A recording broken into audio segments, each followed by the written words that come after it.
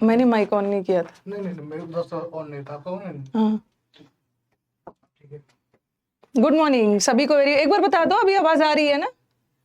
अभी आ रही होगी, अभी आ रही होगी। You are not audible. Now I will be audible, now I will be Audible.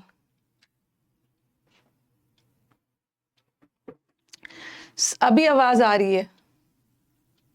All done. अभी भी आवाज नहीं आ रही है? अभी आ रही होगी ना? ओके, हाँ। चलो सारे स्टूडेंट्स को very very good morning. Time क्यों वेस्ट किया जाए, जल्दी से पढ़ के खत्म किया जाए। ओके, 1.5 घंटे में हमारा जितना हम लोग का टारगेट रहता है, 2 क्लोज टेस्ट, 5 PQRS, 1 पैसेज और एरर्स। ठीक है, तो चलो स्टार्ट किया जाए। आपको टाइम दिया, पहले ये क्लोज टेस्ट को आराम से पढ़िए। ठीक है, जो स्टूडेंट्स इस बैच में न्यू है ना, उनको बता दिया जाए कि पहले हम लोग 2 क्लोज टेस्ट करते हैं, फिर हम लोग 5 सेंटेंस अरेंजमेंट करते हैं, then we do a passage, और उसके बाद हम लोग ग्रामर की प्रैक्टिस करते हैं। ग्रामर की प्रैक्टिस में मैंने एरर्स 100 एरर्स करवा दिया है, अभी मैं इंप्रूवमेंट करवा रही हूँ। ठीक है, तो अब मैं साइड हो जाती हूँ, इसको पढ़ो और अभी आंसर मत देना, बस कमेंट बॉक्स में पढ़ के मुझे डन बोलना, जब मैं आंसर मांगूंगी तभी देना। Let's start.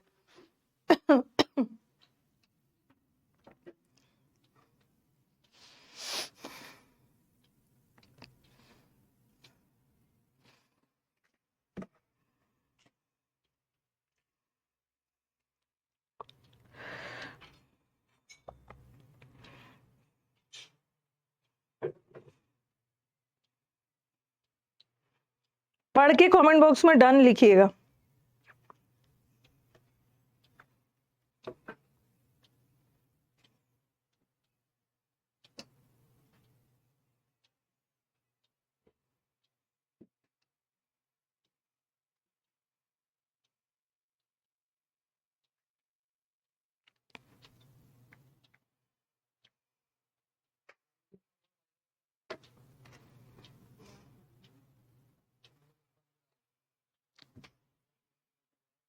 खुश रहिए सचिन।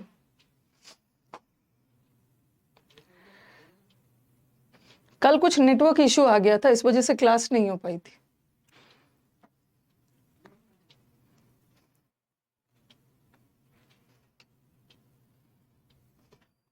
बच्चों ने डन बोल दिया। ठीक है, गवर्नमेंट सीरियस, रोड सेफ्टी। ठीक है, सड़क में सुरक्षा, एक्सीडेंट, दुर्घटना, रोड सेफ्टी, इसी से रिलेटेड है। चलो पहला का आंसर बताइए। The government is taking seriously the dash of road safety.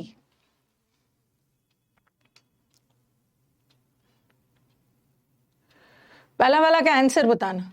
The dash of road safety, the release of, the residue of, the issue of, और द साइट ऑफ।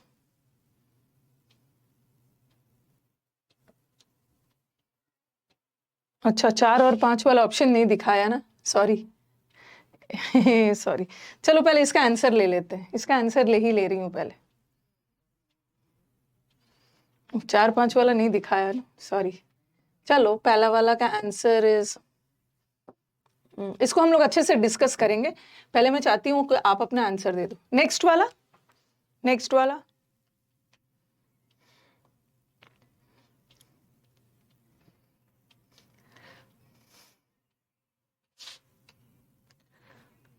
लैपटॉप पे class क्यों नहीं चलती है, तो आप पूछो ना, टीम से पूछो। ये सब आपका, ये तो बैठे ही हुए हैं आपका प्रॉब्लम सॉल्व करने के लिए, कांटेक्ट करिए। नेक्स्ट वाला, द इशू ऑफ। इशू का मतलब होता है मुद्दा, घटना, जो रोड सेफ्टी से रिलेटेड जो भी मुद्दा है, गवर्नमेंट उसको बहुत सीरियसली ले रहा है, इशू। नेक्स्ट वाला, नेक्स्ट वाला बच्चों का आंसर आ रहा है मैम, रेगुलरली। अभी तक तो दोनों आंसर करेक्ट है। रेगुलरली, रेयरली कहाँ से होगा? अरे गवर्नमेंट इज टेकिंग, इस मुद्दे को गवर्नमेंट बहुत सीरियसली ले रहा है। और फोरम, फोरम बताया जाता है ना, फोरम मतलब मीटिंग पे मीटिंग कंडक्ट किया जा रहा है। मीटिंग पे गवर्नमेंट के द्वारा मीटिंग पे मीटिंग किया जा रहा है। गवर्नमेंट, अच्छा पहले आप मुझे ये क्यों नहीं होगा बता रही हूँ पहले। हाँ, आप मेरे को आंसर दे दो।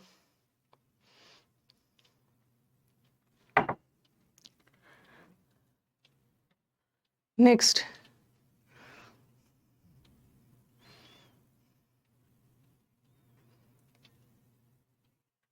बहुत सारे स्टूडेंट्स टैकल भी बोल रहे हैं, बहुत सारे स्टूडेंट्स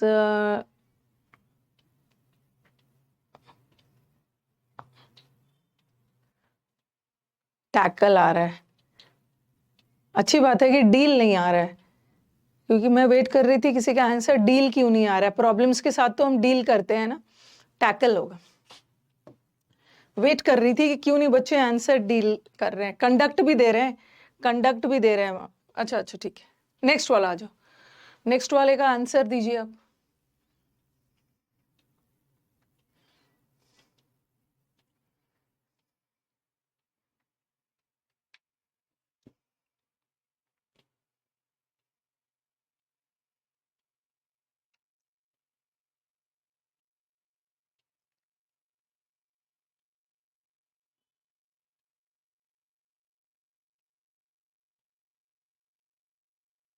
नेक्स्ट वाला, नेक्स्ट वाला। कन्फेस भी दे रहे हैं, देखेंगे कन्फेस क्यों नहीं होगा, कंडक्ट क्यों नहीं होगा।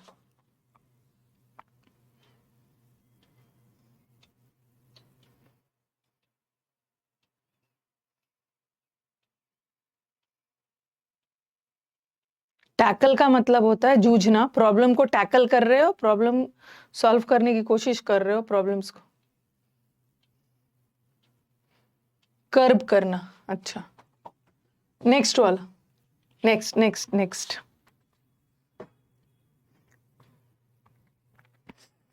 नेक्स्ट वाले का आंसर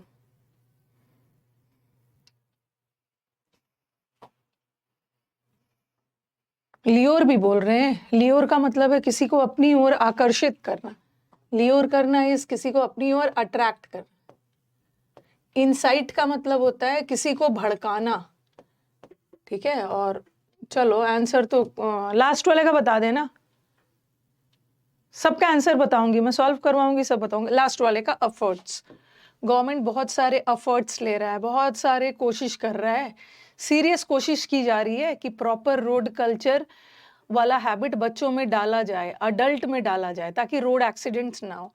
चलो अब स्टार्ट किया जाए। द गवर्नमेंट, ये तो आपने पढ़ लिया है, पूरा पैसेज पढ़ने के बाद तो इतना तो आपको पता चल गया होगा ना कि रोड की सुरक्षा, एक्सीडेंट और ये सबसे पता चला के बारे में बताया गया है। और गवर्नमेंट के बारे में नेगेटिव नहीं बोला गया, गवर्नमेंट के बारे में पॉजिटिव बोला गया। गवर्नमेंट इस मुद्दे को सीरियसली ले रहा है। Okay, the government is taking seriously, गंभीरता से ले रहा है क्या, the dash of road safety. ठीक है, रिलीज नहीं होगा ना, रिलीज का मतलब होता है किसी को मुक्त करना, किसी को बंधन से मुक्त करना, रिलीज करना, जेल से रिलीज करना या कहीं से भी उसको रिलीज कर दिया गया, मुक्त कर दिया गया है, बरी कर दिया गया है, तो ये तो नहीं होगा। रोड सेफ्टी को रिलीज थोड़ी करेंगे। रेसिड्यू का हिंदी होता है अवशेष, रेसिड्यू का मतलब है अवशेष, रिमेन्स, जैसे मलबा, ठीक है, रियून्स भी बोलते हैं इसको, इसका एक बड़ा अच्छा सा रेमिनेंट्स भी बोलते हैं, रेमिनेंट। इसका मतलब है जैसे कोई प्लेन वगैरह एक्सीडेंट हो गया तो उसका जो लास्ट में बच जाता है, उसका जो मलबा बचा हुआ है, रेसिड्यू मतलब एकदम बचा हुआ चीज, तो ये भी तो नहीं होगा ना, जिसको हम हिंदी में अवशेष बोलते हैं, ये भी हट गया, रिमेन्स, रियून्स, ठीक है, जिसको रेलिक्स भी बोलते हैं। ये बड़ा अच्छा वर्ड है, इसको लिखते जाइए, ठीक है, ये लिख लीजिए। रिमेन्स का मतलब ये जैसे हड़प्पा कल्चर, हड़प्पा और मोहनजीदारो के बारे में जो अवशेष, जो आर्कियोलॉजिकल सोसाइटी ऑफ इंडिया खुदाई करती है और जो अवशेष मिलता है उसके आधार पे हड़प्पा और इंडस वैली के बारे में हम पता करते हैं। ये 4-5 वर्ड लिख लो, रिमेन्स, अवशेष, रियून्स, रेमिनेंट्स, रेलिक, सबका मतलब होता है अवशेष। ओके, तो गवर्नमेंट क्या लगा, रोड सेफ्टी का अवशेष थोड़ी है। साइट का मतलब होता है प्लेस, रीजन, कोई जगह, जैसे कंस्ट्रक्शन साइट, कंस्ट्रक्शन साइट मतलब जहां पे कंस्ट्रक्शन हो रहा है, प्लेस। तो गवर्नमेंट, ये तो हम बोलते हैं इस इशू को, ओके, समाज में इस इशू को, जैसे रोड सेफ्टी के इशू को गवर्नमेंट सीरियसली ले रहा है, इस इशू को, इस मुद्दे को, तो ये सेंस जा रहा है ना। कहाँ चला गया मुद्दा, मुद्दा मुद्दा 5 में 5 आया। अच्छा हाँ और and is committed, government committed है। कमिटेड का मतलब होता है एकदम डेडिकेटेड है, गवर्नमेंट इस मुद्दे को सीरियसली ले रहा है और डेडिकेटेड है क्या, रिड्यूस, रिड्यूस मतलब कम करना, क्या, सड़क दुर्घटना में जो लोग मारे जाते हैं ना एक्सीडेंट में, उसकी संख्या को कम करने के लिए गवर्नमेंट इस मुद्दे को सीरियसली ले रहा है। फोरम का मतलब होता है ना, फोरम्स को हिंदी में क्या बोलते हैं? हाँ, कोई प्लेटफॉर्म्स, फोरम्स, मीटिंग्स वगैरह किया जा रहा है, ठीक है, फोरम्स वगैरह बैठाए जा रहे हैं, कंडक्ट किया जा रहा है क्या? और गवर्नमेंट के बारे में तो पॉजिटिव बोला है, और ये है रेयरली, कुछ बच्चे बोल रहे हैं रेयरली का मतलब है ना के बराबर, ना के बराबर फोरम्स बैठाए जा रहे हैं। गवर्नमेंट इस मुद्दे को सीरियसली ले रहा है, तो हमें तो नेगेटिव वर्ड नहीं चाहिए ना। टर्मिनल का मतलब होता है एकदम एंड, किसी चीज को एंड करना, तो गवर्नमेंट एंड थोड़ी कर रहा है, कंडक्टेड टर्मिनली मतलब अंत में, एंड में थोड़ी कुछ हो रहा है, मतलब रेगुलरली मतलब लगातार गवर्नमेंट के द्वारा फोरम्स बैठाए जा रहे हैं। हैबिचुअली नहीं होता, हैबिट तो किसी आदत में जो चीज आपके शामिल है, जैसे हैबिचुअली का मतलब क्या आता है, आप हैबिचुअली ये गलती करते हो, ये गलती करना आपकी आदत में शामिल है, तो गवर्नमेंट की आदत थोड़ी है फोरम्स बैठाना। रेगुलरली समय समय पे गवर्नमेंट के द्वारा फोरम्स बैठाया जा रहा है, और लॉ मेकर्स को लाया जा रहा है, इन्फोर्समेंट ऑफिसर्स को लाया जा रहा है टुगेदर इस मुद्दे को डिस्कस करने के लिए, to discuss ways to dash the rise का मतलब है रोड एक्सीडेंट के, राइज मतलब इंक्रीज, जो रोड एक्सीडेंट्स में बढ़ोतरी हो रही है ना, फोरम बैठाया जा रहा है इस बढ़ोतरी को क्या कम करने के लिए, इस बढ़ोतरी को क्या करने के लिए, टैकल करने के लिए, जूझना। कन्फेस करना मतलब अपनी गलती स्वीकार करना, एक्सेप्ट करना, स्वीकार करना, आपने क्या लिख दिया, स्वीकार, एक्सेप्ट करना, ठीक है, अपनी गलती वगैरह आप कन्फेशन करते हो ना, गलती वगैरह स्वीकार करना, तो यहाँ गलती स्वीकार करनी चाह रहा है ना। रोड एक्सीडेंट्स के संख्या को जो बढ़ रहा है उससे जूझने के लिए गवर्नमेंट टैकल कर रहा है। कंडक्ट का, अच्छा कंडक्ट का दो मतलब होता है, रुको कॉपी लेके बैठना है। कंडक्ट का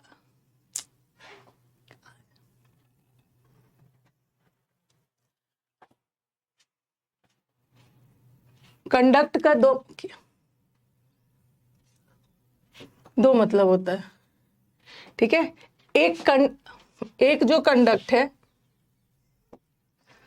एक कंडक्ट मतलब होता है नाउन, एक वर्ब भी होता है, और एक कंडक्ट नाउन भी होता है। किसी चीज को कंडक्ट करना, जैसे कोई मीटिंग कंडक्ट कर रहे हैं, कोई प्रोग्राम कंडक्ट किया जा रहा है, तो एक कंडक्ट एज अ वर्ब, इसका मतलब होता है किसी चीज को आयोजित करना, ठीक है, कंडक्ट करना, किसी चीज को आयोजित करना। और एक conduct as a noun, class में आपका कंडक्ट अच्छा होना चाहिए। कंडक्ट का मतलब है आपका व्यवहार, आपका बिहेवियर। आपने ये वर्ड सुना होगा ना, code of conduct. Code of conduct मतलब आपका बिहेवियर आपके ऑफिस में, क्लास में, ओके। हाँ, तो जो वर्ड सीख रहे हैं उसको लिखते जाना ना। एक कंडक्ट वर्ब भी होता है, उसका मतलब है मीटिंग कंडक्ट करना, कोई प्रोग्राम वगैरह आयोजित कर रहे हो, और एक कंडक्ट का मतलब आपका बिहेवियर होता है, ओके। तो यहाँ पे आपको देखना है, यहाँ पे आपको देखना है कि क्या सेंस जा रहा है। ये देखो यहाँ पे है ना, हाँ, यहाँ पे क्या लिखा हुआ है, to dash the rise, tackle करना है, प्रॉब्लम्स को टैकल करते हैं। जो रोड एक्सीडेंट्स की बढ़ोतरी हो रही है वो भी तो एक प्रॉब्लम ही है ना, तो प्रॉब्लम्स को टैकल कर रहे हैं, ठीक है, टैकल कर, कंडक्ट नहीं कर रहे। कंडक्ट का मतलब है आयोजित करना, तो यहाँ पे रोड एक्सीडेंट्स की घटनाओं को आयोजित थोड़ी कर रहे हैं। कन्फेस करना, गलती स्वीकार करना, और डील करना, किसी चीज से डील करना, तो डील भी हो सकता था, रोड एक्सीडेंट्स के प्रॉब्लम से आप डील कर रहे हो, तो डील भी हो सकता था अगर यहाँ पे विथ लगा रहता, टू डील विथ। लेकिन डील के साथ विथ आता है ना, किसी चीज से आप डील कर रहे हो, तो यहाँ पे डील नहीं है, तो टैकल करो। नेक्स्ट आ जाओ, कर्ब वर्ड याद रखना। कर्ब करना मतलब कंट्रोल करना। किसी भी लिखते जाओ, अगर मीनिंग नहीं पता है तो लिखोगे ना, रिस्ट्रिक्ट करना। कर्ब करना मतलब कटौती करना, डिक्रीज करना, कोई भी चीज को कर्ब कर रहे हो, काट रहे हो, डिक्रीज कर रहे हो। तो ये बोल रहे हैं एवरीवन एग्रीज, सब लोग इस बात से सहमत है। More needs to be done, बहुत पहले से भी कुछ ज्यादा करने की जरूरत है। रोड सेफ्टी से रिलेटेड पहले से भी बहुत कुछ ज्यादा करने की जरूरत है। किस लिए, क्या, रोड एक्सीडेंट के दर को, रोड एक्सीडेंट के रेट को क्या करोगे, प्रमोट करोगे। रोड एक्सीडेंट के रेट प्रमोट करना मतलब एनकरेज देना, बढ़ावा देना। तो आप कदम उठा रहे हो ना रोड एक्सीडेंट्स वाली घटनाओं को कम करने के लिए। प्रवोक करने का मतलब भी है उकसाना, बढ़ावा, ये भी गलत है। लियोर का मतलब होता है अट्रैक्ट करना, लियोर वर्ड हो या अलियोर। रोड एक्सीडेंट्स की घटनाओं को अट्रैक्ट करोगे, कंट्रोल करना है, कम करना, कम कम। और दूसरा, बहुत सारे गवर्नमेंट विद द एजेंसीज, बहुत सारे गवर्नमेंट बहुत सारे एजेंसीज के साथ सीरियस डैश ले रहे हैं लोगों के अंदर रोड कल्चर वाला डिसिप्लिन डालना। तो गवर्नमेंट क्या कर रहे हैं? Government is taking serious struggle, struggle मतलब प्रॉब्लम से जूझ रहे हो, नहीं, government is taking efforts, government is taking power थोड़ी होता है। एक्नॉलेजमेंट का मतलब होता है एक्सेप्ट करना, स्वीकार करना। गवर्नमेंट स्वीकार थोड़ी कर रहा है, गवर्नमेंट कोशिश कर रहा है एजेंसीज के साथ मिलकर कि कैसे ये इंसिडेंट को कंट्रोल किया जाए। तो आंसर इज एफर्ट्स। ठीक है, taking, take effort, you take effort या यू मेक एफर्ट। तो ये एफर्ट के साथ ना टेक और मेक वर्ड आता है यहाँ पे, है ना, it's making efforts, it's taking efforts. चलो नेक्स्ट वाला, नेक्स्ट। कल सुबह क्लास नहीं हो पाई थी, ओके? नहीं नहीं, डील हमेशा बिजनेस के सेंस में थोड़ी होता है, वो डील नाउन है। एक तो किसी व्यक्ति से डील कर रहे हो, टीचर अपने बच्चों से डील कर रहे हैं कि कहाँ कहाँ प्रॉब्लम्स आ रहे हैं।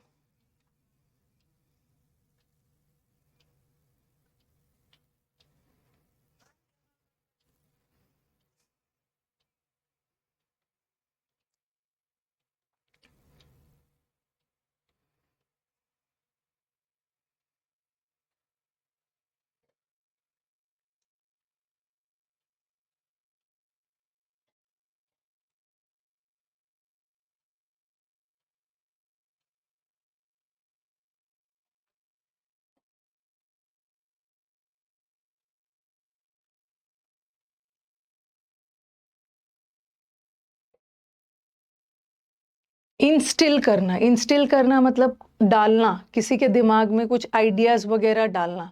ये वाला अभीश, ये वाला लिख लीजिए, ये वाला ना इस बार के मेंस प्री में आया था, पहला ही क्वेश्चन था, पहला शिफ्ट का। इंस्टिल, इंस्टिल करना मतलब किसी के दिमाग में कुछ आइडियाज वगैरह डालना। इसका एक बहुत अच्छा सा वर्ड होता है एनकलकेट। एनकलकेट करना मतलब दिमाग में आइडियाज वगैरह इंस्टिल करना, किसी के दिमाग में आइडियाज वगैरह इनग्रेन करना। इनकलकेट वर्ड डालो, हैबिट्स को इनकलकेट करो, डेवलप करना।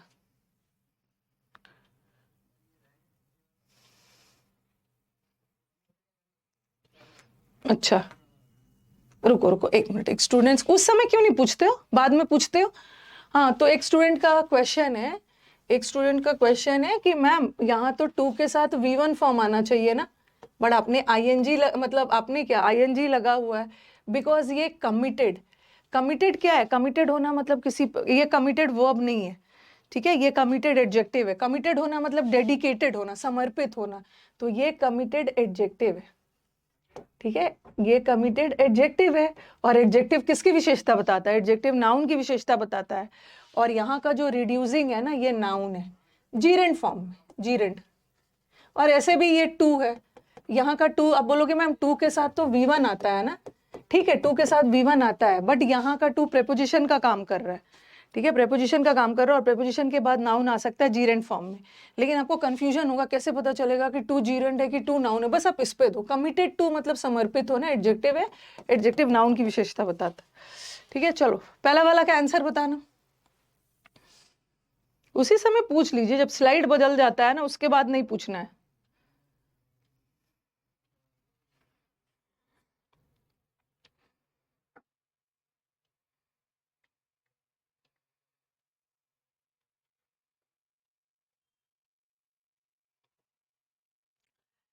पढ़ के डन बोलना है, आंसर बाद में देना है, पढ़ के पहले डन बोलो।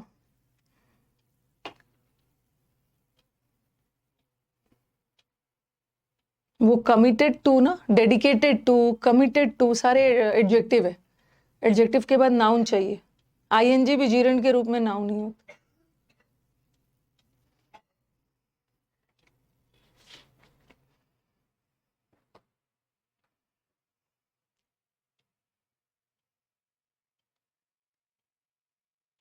तो फ्रेज बोलोगे तो फ्रेज में भी बोलोगे ना संदीप, कौन सा फ्रेज है? एडजेक्टिव फ्रेज है, हाँ एडजेक्टिव फ्रेज है। पहला वाला स्टूडेंट्स बोल रहे हैं मैम एब्सेंस होगा। स्ट्रॉन्ग हेल्थ मेंटल हेल्थ का मतलब नहीं है कि स्ट्रॉन्ग हेल्थ का मतलब ये नहीं होता है absence of mental health problems. Mental health problems का एब्सेंस है, इसका मतलब नहीं है कि आप मेंटली बहुत स्ट्रांग हो। नेक्स्ट वाला, next next next.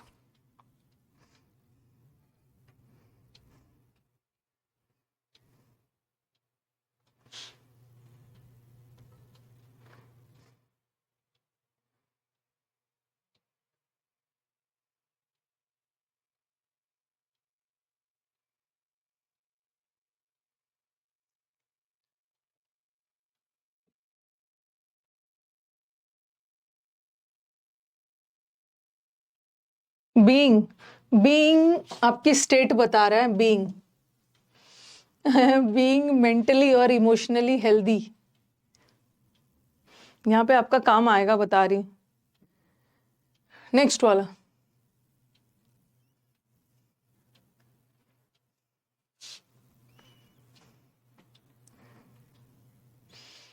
Next next next.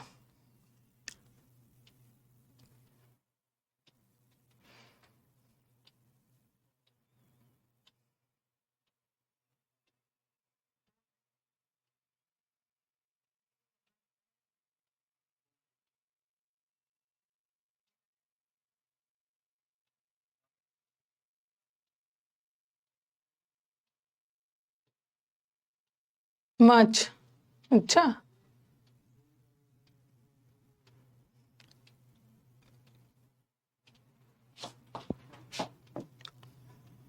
Next next.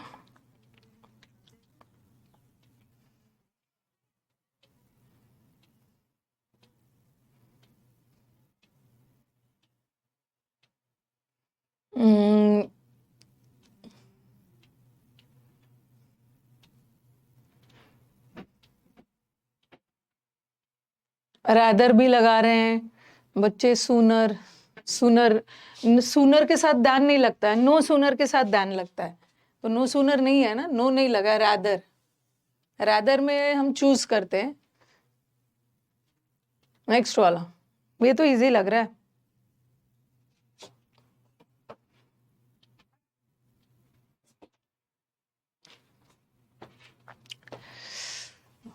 Next वाला,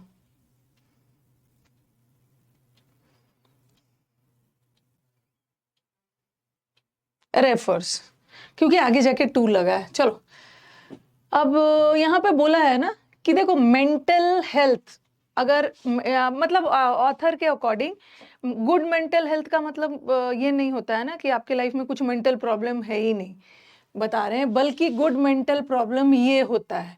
यहाँ ऑथर ने मेंटल हेल्थ और वो सबसे रिलेटेड बातें की है, ठीक है। चलो अब डिस्कस करते हैं। एडिक्वेसी का मतलब होता है पर्याप्त, कोई भी चीज पर्याप्त मात्रा में है। तो good mental health is not just the dash of mental health problems. आपकी स्ट्रॉन्ग, आपकी मेंटल हेल्थ स्ट्रॉन्ग कब होगी? जब मेंटल हेल्थ प्रॉब्लम्स पर्याप्त मात्रा में होगा, संख्या या मात्रा में, ओके। और लीव जो है ना, लीव, वैसे तो लीव नाउन भी होता है, लीव वर्ब भी होता है। और लीव का मतलब, एक तो लीव का मतलब है छुट्टी लेना, और एक लीव करना मतलब कोई छोड़कर, मतलब किसी चीज को छोड़ देना, लीव कर दिया आपने। तो यहाँ उसका सेंस नहीं जा रहा है। Strong mental health is not the leave, और यहाँ पे देखो ऑफ लगा है, लीव के साथ नहीं लगेगा, अटेंडेंस भी नहीं लगेगा, एब्सेंस, अटेंडेंस का मतलब तो आपकी मौजूदगी वहां पे। तो स्ट्रॉन्ग मेंटल हेल्थ का मतलब ये नहीं होता है कि absence of mental health problems, mental health problems का एब्सेंस हो ना हो तो इसका मतलब नहीं है कि आप फिजिकली बहुत स्ट्रांग हो, बल्कि dash mentally and emotionally healthy. अब देखो यहाँ पे जो लगा है इज लगा है वर्ब। अब इस वर्ब को क्या चाहिए? वर्ब लगा है, और आपको मैं अभी वर्ब चैप्टर पढ़ा रही थी, देखो कैसे कैसे ऑप्शंस को छांटते हैं, अगर आपको दिक्कत हो रही है। कैसे कैसे ऑप्शंस को छाटा जाता है। आपको मैंने जब वर्ब चैप्टर पढ़ाया था उसमें पढ़ाया था ना कि बी वर्ब्स कभी भी सेंटेंस में अकेला नहीं आता है। ठीक है, बी वर्ब सेंटेंस में अकेला कभी नहीं आता है, उसको किसी न किसी मॉडल वर्ब के सहारे की जरूरत है। He will be present, he shall be present, he can be present. अगर सेंटेंस इंपेरेटिव हो, ओके, आज्ञा वाला सेंटेंस हो, be careful, be polite, imperative sentence है तो बी वर्ड आ सकता है, लेकिन ये तो इंपेरेटिव नहीं है, ये नहीं आएगा। और दूसरा एज मेंटली और इमोशनली हेल्दी इज, ये एज कंजंक्शन है। ठीक है, और कंजंक्शन को सब्जेक्ट वर्ब चाहिए। ठीक है, कंजंक्शन को सब्जेक्ट और वर्ब चाहिए। ठीक है, और कंजंक्शन कारण बताता है, बट यहाँ पे कारण नहीं बताया जा रहा, ये भी हट गया। और ये बीन भी कभी अकेला नहीं आ सकता है। ये जो बीन वर्ड भी है ना, इसके पहले कुछ हैज, हैव, हैड आएगा तभी बीन आए, तो ये हो गया बीइंग। जैसे बोलते हैं ना, being ill, being healthy, being a student, तो हम बीइंग को अकेला लगा सकते हैं। ठीक है, तो being mentally and emotionally healthy is dash more important. और आपको याद होगा मैनी, वैसे तो मच मोर भी होता है और मेनी मोर भी होता है, दोनों हो सकता है। बट मच क्या, किस में हम यूज करते हैं? मच हम यूज करते हैं अनकाउंटेबल चीजों के लिए, और मैनी किसके लिए यूज करते हैं? काउंटेबल। तो यहां बोल रहे हैं ना, मेंटली हेल्दी होना ये कोई काउंटेबल चीज नहीं है। ठीक है, आपकी हेल्थ वगैरह कोई काउंटेबल नहीं है, तो यहां आप मैनी नहीं लगा सकते। ठीक है, और वेरी के बाद आपने एडजेक्टिव चैप्टर में पढ़ा है, वेरी के बाद हमेशा पॉजिटिव डिग्री आता है। कभी भी वेरी बेटर नहीं बोलेंगे, वेरी गुड बोलेंगे, पॉजिटिव डिग्री आता है। लेकिन यहाँ तो कंपेरेटिव है, ये भी हट गया। और मोस्ट और मोर एक साथ नहीं होगा, मच मोर होता है, मच के बाद हम कंपेरेटिव लगा सकते हैं। Much more is much more than being free of depression, anxiety और अदर साइकोलॉजिकल दिमागी इश्यूज, स्ट्रेस। डैश देन, अब बोलोगे मैम नीदर के साथ तो देन लगता नहीं है, और वेदर के साथ भी देन नहीं लगता है, वेदर के साथ तो और लगता है, ये हट गया। हाँ, और सूनर के साथ दैन नहीं लगता है, नो सूनर के साथ दैन लगता है। नो सूनर का मतलब है ज्यों ही, जैसे ही, और नो सूनर टाइम बताता है, बट यहाँ टाइम का सेंस थोड़ी जा रहा है। Rather than the absence of mental health, यहाँ पे बोल रही है, यहाँ पे हम लोग ये कर रहे हैं, चूज कर रहे हैं कि ये इसके अलावा आप ये कर सकते हो, रैदर के साथ दैन। जैसे मैंने आपको एक एग्जांपल दिया था ना, रैदर देन बैट, मुझे बैट नहीं चाहिए, मुझे बॉल चाहिए। जब हम दो चीज के बारे में बात कर रहे हैं, तो यहाँ दो चीज के बारे में ये बोल रहे हैं कि rather than the absence of mental illness, mental health dash to. असल में मेंटल हेल्थ रेफर करता है, नेम्स नहीं होगा, मीन्स नहीं होगा। रिजेंबल का मतलब होता है देखने में एक जैसा होना, और रिजेंबल वर्ड के साथ कोई प्रेपोजिशन नहीं रहता है, और यहाँ पे टू लगता है, तो रेफर के साथ टू आता है। This refers to. ओके, हाँ, बीइंग किसी का स्टेट बताता है, यहाँ बीइंग को पार्टिसिपल की तरह यूज किया। ठीक है, आगे बढ़े। वेरी इसलिए नहीं होगा, मैंने आपको ये एडजेक्टिव चैप्टर में पढ़ाया है। ओके, एक मिनट, आपको मैंने एडजेक्टिव चैप्टर में पढ़ा दिया है। वेरी के बाद कभी भी हम वेरी बेटर नहीं बोलेंगे। वेरी जैसे सी इज सो बेटर भी नहीं बोलेंगे, ही इज टू वीकर नहीं बोलेंगे। ये सब हमने एडजेक्टिव चैप्टर में पढ़ा है। वेरी के बाद हमेशा positive degree, very good, he is so good, he is so weak या टू वीक। तो वेरी के बाद कभी भी पॉजिटिव डिग्री, वेरी के बाद कभी भी कंपैरेटिव डिग्री लगेगा ही नहीं, वेरी के बाद पॉजिटिव डिग्री लगेगा। बट मच के साथ लग सकता है कंपैरेटिव डिग्री, मच बेटर भी बोल सकते, मच बेटर। तो दिस वन इज करेक्ट। ठीक है, मीन्स का दो मतलब होता है। ठीक है, एक मीन का मतलब मीनिंग वाले सेंस में, एक means it means as a verb, meaning के सेंस में इसका मतलब ये है, ये इस संदर्भ में यूज किया जाता है। जैसे मैंने बोला इट मीन्स, इसका मतलब होता है गुड बिहेवियर। इसी का तो मतलब अच्छा बिहेवियर होता है, इसी का तो मतलब ये होता है, तो एक मीनिंग के सेंस में जाता है। और एक मीन्स का मतलब होता है रिसोर्सेस, ठीक है, संसाधन। एक मीन्स का मतलब होता है जरिया, मीन्स ऑफ ट्रांसपोर्ट, ट्रांसपोर्ट का जरिया। ट्रांसपोर्ट के जरिए में बस है, कार है, साइकिल है, मीन्स एज अ एक मीन्स का मतलब जरिया भी होता है। आपने फर्स्ट वाले में एडिक्वेसी लगाया था, जो भी मन में डाउट है पूछते जाइए। देखो, ये बोलना चाह रहे हैं ना कि स्ट्रॉन्ग मेंटल हेल्थ का ये मतलब नहीं है कि आपके लाइफ में कोई मेंटल प्रॉब्लम्स है ही नहीं।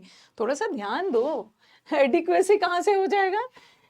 देखो देखो देखो, स्ट्रॉन्ग मेंटल हेल्थ, आपका मेंटल हेल्थ स्ट्रॉन्ग तभी होगा ना जब आपके लाइफ में मेंटल प्रॉब्लम्स नहीं होंगे। मेंटल हेल्थ प्रॉब्लम्स की पर्याप्त मात्रा में होगा तो थोड़ी होगा, एब्सेंस होगा।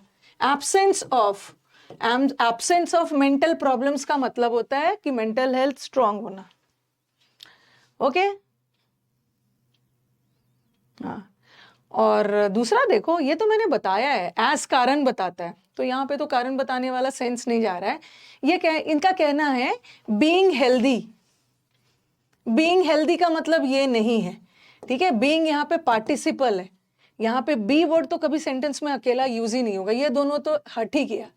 एज नहीं होगा ना, एज मेंटली हेल्दी इज, आगे जाके पढ़ो, एज का भी सेंस नहीं आ रहा है, एज कंजंक्शन है, सब्जेक्ट वर्ब चाहिए उसको। चलो नेक्स्ट वाला,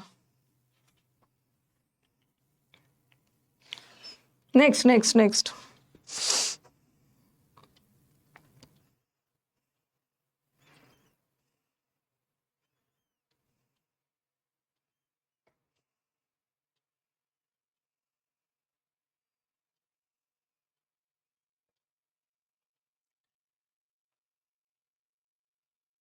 बीन आपको बताया है, सेंटेंस में बीन अकेले कभी नहीं आए, बीन के साथ हमेशा हैज बीन लगना चाहिए। बीन के पहले अकेले सेंटेंस में आएगा ही नहीं, ऐसा कभी नहीं बोलेंगे। बीन हेल्दी, हेल्दी होना, बीन कभी नहीं आएगा। बीन के पहले हैज, हैव या हैड आएगा या हैव आएगा, उसके बाद बीन आता है। उसी तरह वाक्य में बी भी कभी अकेला नहीं आता।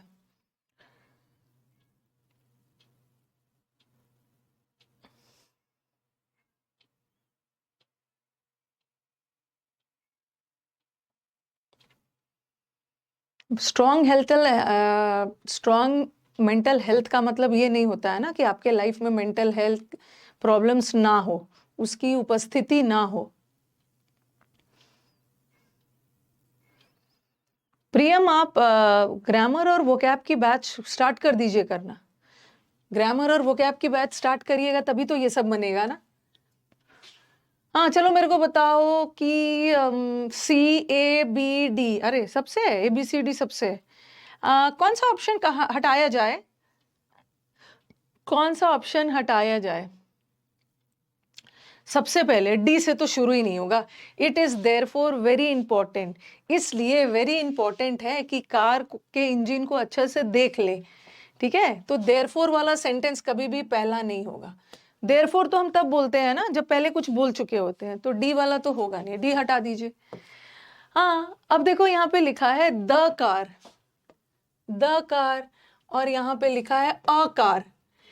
वो बोल रहे हैं ना कि अगर सेकेंड हैंड कार खरीदने जाते हैं, कोई भी यूज्ड कार खरीदने से पहले ना जरूरी है कि आप उसका इंजन वगैरह देख लें अच्छे से, उसके बारे में जांच पड़ताल कर लें। एक कार खरीदने से पहले, एक यूज किया हुआ कार खरीदने से पहले, और इफ द कार मतलब वो यूज किया हुआ कार, ठीक है। तो सी से नहीं होगा ना, सी से भी नहीं होगा। दूसरा आ जाओ, दूसरा वाला आ जाओ, फिर ए दिया है, सम कार्स में have been involve in accidents. कुछ कार तो एक्सीडेंट्स में इन्वॉल्व होते हैं और बाद में उसको ठीक से सैल्वेज करना, मतलब उसको बाद में अच्छा से रिकवर करवा के अच्छे से फिर सुधार करके लोग बेच देते हैं। तो ये भी नहीं होगा। ये तो सबसे पहले स्टार्ट कर रहे हैं ना, कार खरीदने से पहले इंपॉर्टेंट है कि आप कार के बारे में जान ले, ठीक है। क्यों भाई? क्योंकि कुछ कार एक्सीडेंट वगैरह हो गया रहता है और उसी को फिर से नया करके वो बेच देते हैं, ठीक है। फिर डी में बोला है देयरफॉर वेरी इंपॉर्टेंट है कि कार के इंजन को ध्यान से देख ले, जांच पड़ताल कर ले। क्योंकि अगर कार का इंजन ठीक है ना, तो चलो सब चीज़ ठीक है, और फिर टेस्ट ड्राइव कर लो, बी से होगा। नेक्स्ट, थोड़ा सा लेंथ बढ़ाया है, ज़्यादा नहीं।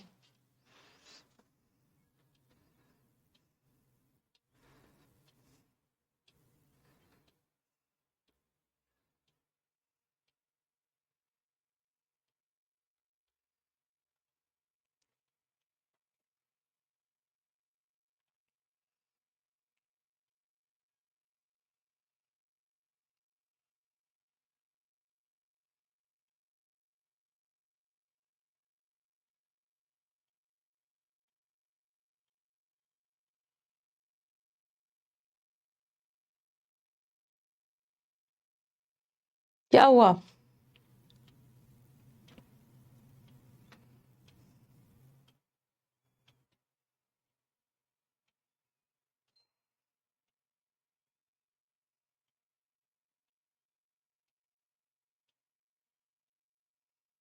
बन गया?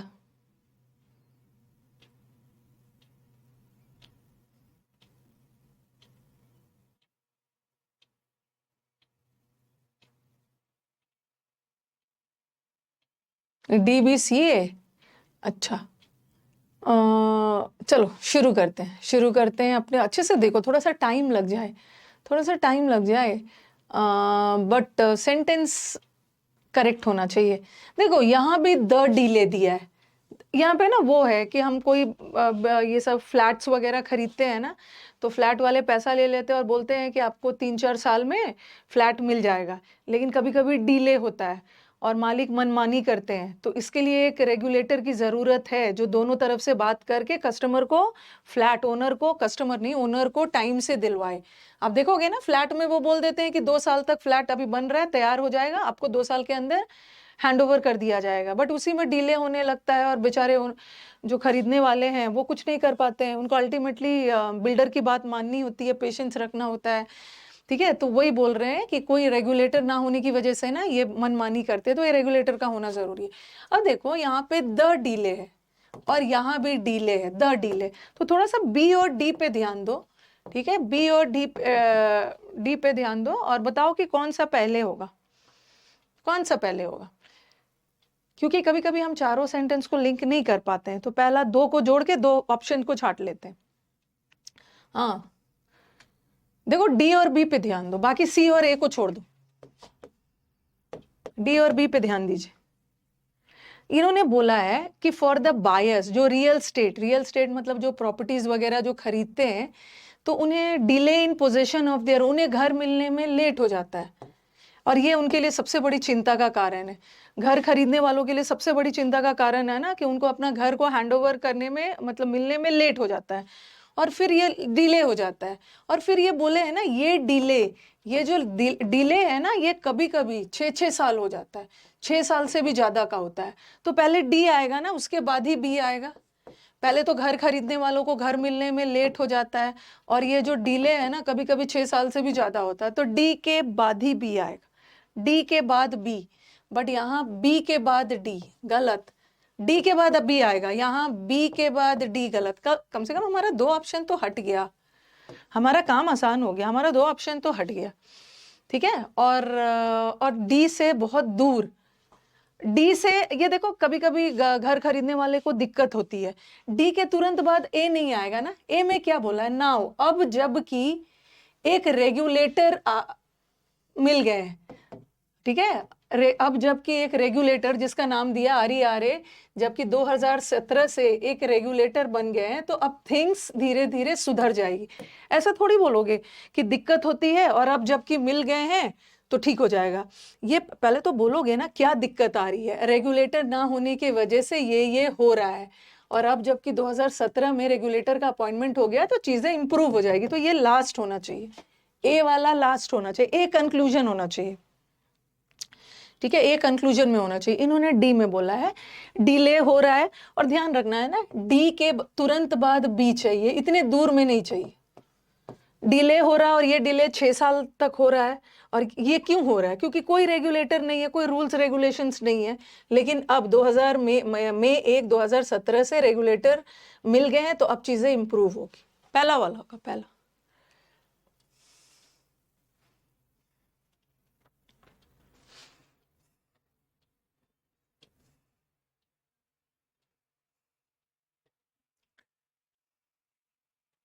नेक्स्ट,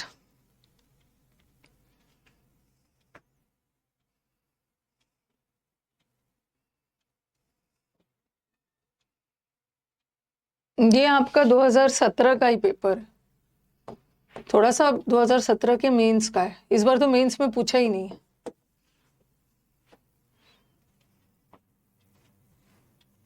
थोड़ा सा पेशेंस रखिए, कंप्लेन नहीं करिए कि मेरा ये नहीं बन रहा है, मेरा वो हो रहा है, तो मैं बोलूंगी नहीं बन रहा है तो छोड़ दो, मत दो एग्जाम।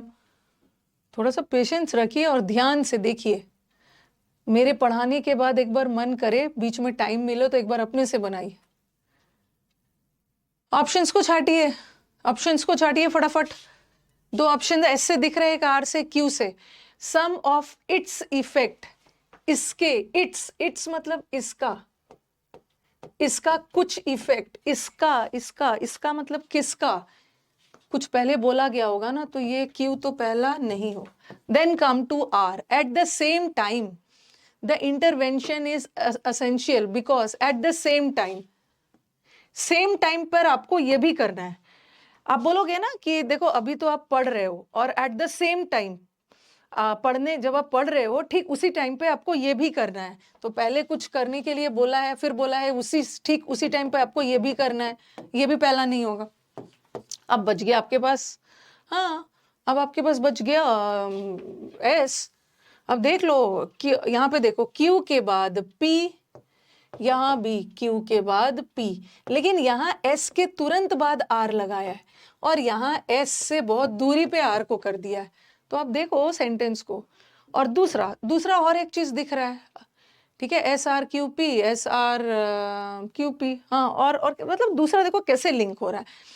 हमें सब दिख रहा है ना, एस आर यहाँ भी, एस आर यहाँ भी, क्यू पी यहाँ भी। अब हमें देखना है एस से ही शुरू होगा। The impact of social reforms, not social, economic, ये जो आर्थिक रिफॉर्म्स बनाए गए हैं ना, इसका जो इम्पैक्ट है, इम्पैक्ट का मतलब है इसका जो इफेक्ट, इसका जो प्रभाव है ना, ये मिला जुला है। मिला जुला है मतलब पॉजिटिव भी है, नेगेटिव भी है। अब देखो कि एस के तुरंत बाद क्या चाहिए, एस के तुरंत बाद आर होगा एट द सेम टाइम।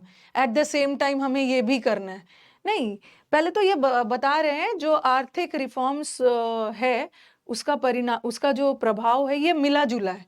और मिला जुला में भी बताया है some of its effects, some of its effects, इसके कुछ इफेक्ट्स मिले जुले हैं, कुछ इफेक्ट्स पॉजिटिव है, ठीक है, इफेक्ट मिला जुला है। और फिर इफेक्ट के बारे में बात किया, कैसा इफेक्ट, तो एस के तुरंत बाद क्यू चाहिए, एस के तुरंत बाद क्यू चाहिए ना।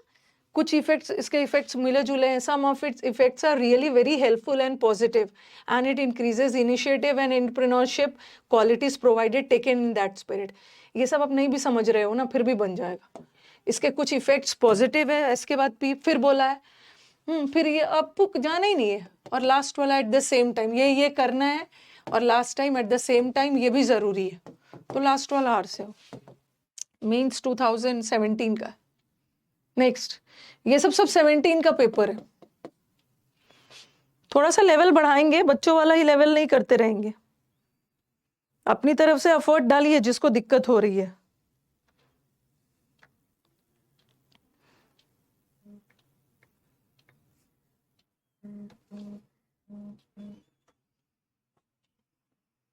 हड़बड़ाना नहीं है, आराम से एकदम देखो।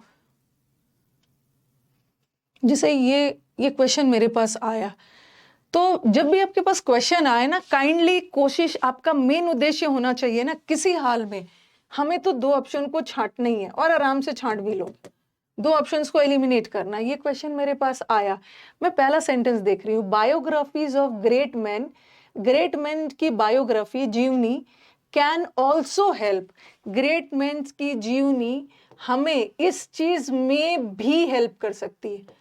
हम भी कब लगाते हैं, जब पहले कुछ बोल चुके हैं, ये मेरे को यहाँ पे हेल्प कर रहा है और ये मेरे को इस चीज में भी हेल्प कर रहा है।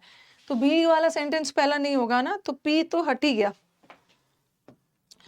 पी तो हट ही गया, स्मार्टली मूव करना है। और दूसरा देखो, कर्टेसी, पोलाइटनेस और विनम्रता एक गुड मैनर्स कहलाता है, गुड मैनर्स वाली क्वालिटीज है, तो ये तो मुझे लग रहा है हो सकता है।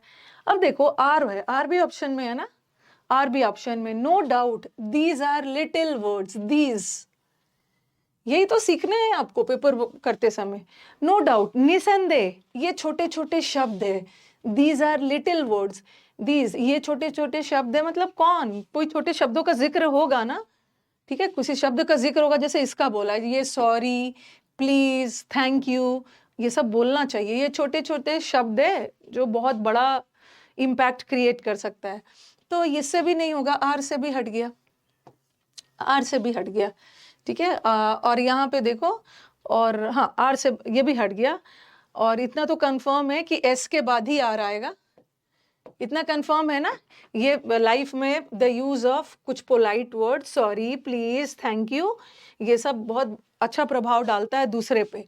और फिर बोल रहे हैं नो डाउट ये छोटे छोटे शब्द है, बट इसको सही समय पे यूज करोगे ना तो ये बड़े बड़े चमत्कार कर सकता है। तो एस के तुरंत बाद आर आना चाहिए, या एस से इतने दूर हट के आर आना चाहिए।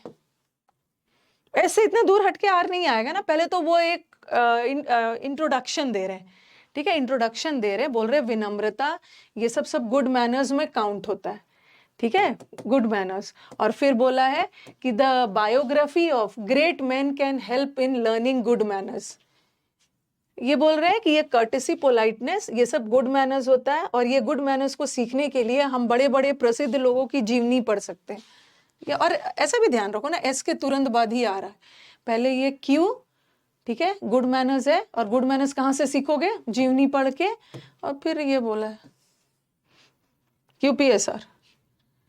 नेक्स्ट लास्ट वाला, ऑप्शंस को मेरे को किसी हाल में 2 ऑप्शन आप एलिमिनेट करके दिखाइए, 2 ऑप्शन को आपको एलिमिनेट करना है।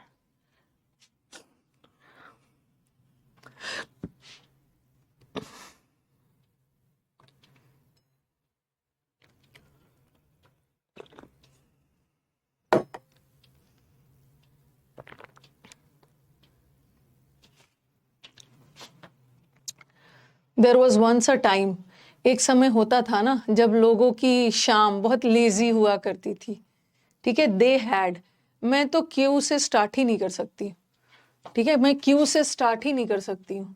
क्यों लिखा है दे मतलब उनके पास कोई ऑप्शन ही नहीं होता था, सिर्फ टीवी पे दूरदर्शन देखते थे। उनके पास मतलब किसके पास, लोगों के पास। ये लोग हमारे नाउन है, और नाउन के बाद ही प्रोनाउन आएगा ना, प्रोनाउन से तो वाक्य शुरू ही नहीं हुआ, तो क्यू तो हट ही गया। It was up to them, ये उन पे निर्भर करता था कि देखे या ना देखे दूरदर्शन को, ये it was up to them, ये उन पे मतलब किस पे, इन लोगों पे। तो आर भी नहीं होगा, आर भी नहीं होगा। अब हमारा ऑप्शन पी से ही शुरू होगा, 2 तो छट गया ना, पी से ही शुरू होगा, हाँ पी से ही शुरू होगा। देखो ये PQRS है, इसको तो अरेंज करने की जरूरत ही नहीं है। ये बोल रहे हैं कि एक समय ऐसा था ना जब लोगों की शाम बहुत लेजी हुआ करती थी। क्यों भाई, उनके पास कोई चॉइस नहीं था, सिर्फ दूरदर्शन देखा करते थे, ठीक है। अब वो उन पे था कि देखा जाए या ना देखा, मतलब टू वॉच और नॉट टू वॉच सेलेक्टेड। पूरा तो पूरा पहले जमाने के बारे में बता दिया, उनके ऊपर था देखना, लेकिन फिर लास्ट में बता रहे, लेकिन अब ये जो सैटेलाइट और केबल टीवी आ गया ना, तो अब तो एंटरटेनमेंट और इंफॉर्मेशन की बौछार आ गई। तो यही होगा, ये पहले वाला सब बता दिया, पहला वाला सब दूरदर्शन से रिलेटेड प्रॉब्लम बता दिया, फिर लास्ट में बोल रहा बट टुडे, ठीक है। पहले तो पास्ट का बता दिया, पास्ट में ये था, पास्ट में ये था, और पास्ट में ये था, बट आज अब तो केबल टीवी आ गया। पी से तो स्टार्ट हो। चलो एक बार मैं पहले क्वेश्चंस दिखा देती हूँ, ठीक है, क्वेश्चंस दिखा देती हूँ। विच टू लीथल, लीथल का मतलब होता है डेडली, घातक। कल मैंने आपको समुद्र मंथन बैच में आपको याद होगा घातक वर्ड करवाया था। लीथल का मतलब है डेंजरस, पारलेस, पेरिलस, याद होगा। लीथल था, लीथल का मतलब है घातक, प्रीकेरियस, पहले से केयर करो। समुद्र मंथन में हमने पारलस वर्ड किया था, पारलस में जाके खतरनाक मेकअप। पेरिलस का मतलब भी है खतरनाक, मेनिसिंग का मतलब भी खतरनाक।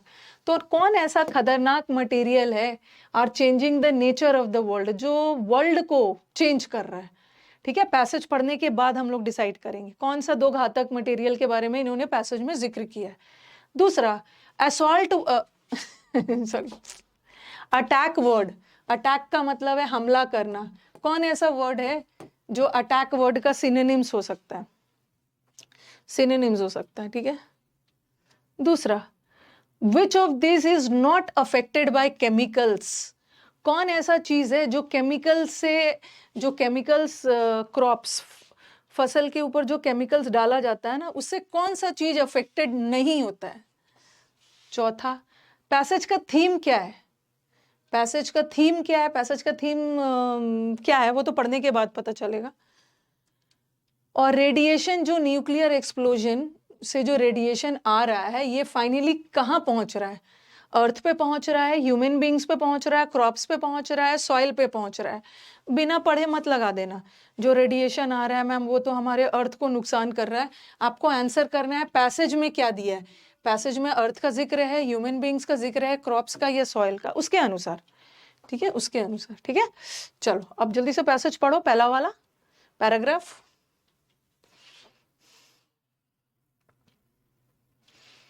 प्रैक्टिस में थोड़ा पेशेंस रखिए भाई।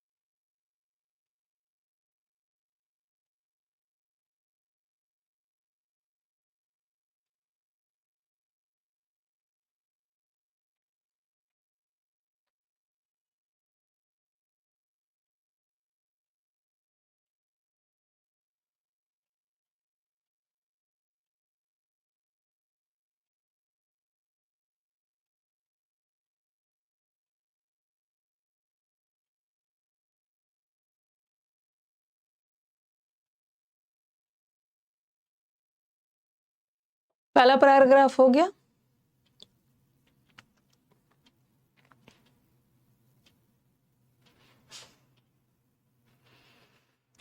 रिवर्सिबल मतलब जिसको रिवर्स किया जा सकता है, और इरिवर्सिबल मतलब उसको पहले जैसा नहीं किया जा सकता है, उसको रिपेयर नहीं किया जा सकता, जो हो गया वो हो गया, उसको पहले की तरह पहले वाले स्टेट में नहीं लाया जा सकता।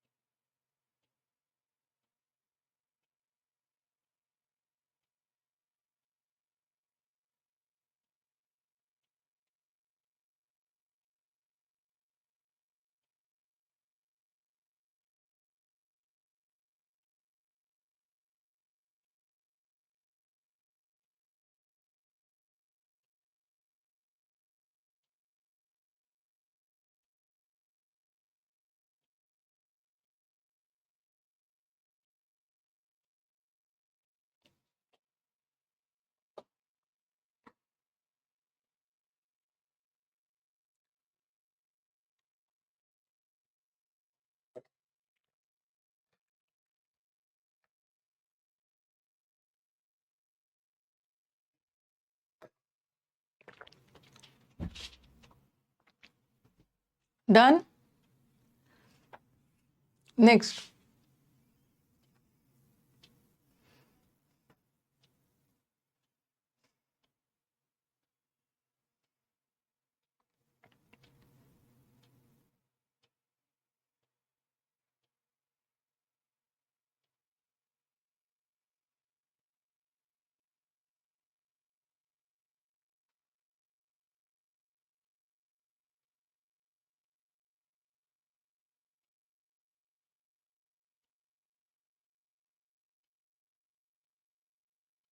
एक मिनट, और तो पैसेज नहीं है ना, सॉरी। अलार्मिंग का मतलब होता है वार्निंग, खतरनाक, चेतावनी भरा। सिकन करना मतलब बीमार करना मवेशियों को, अभी मैं समझाऊंगी, अभी मत पूछो।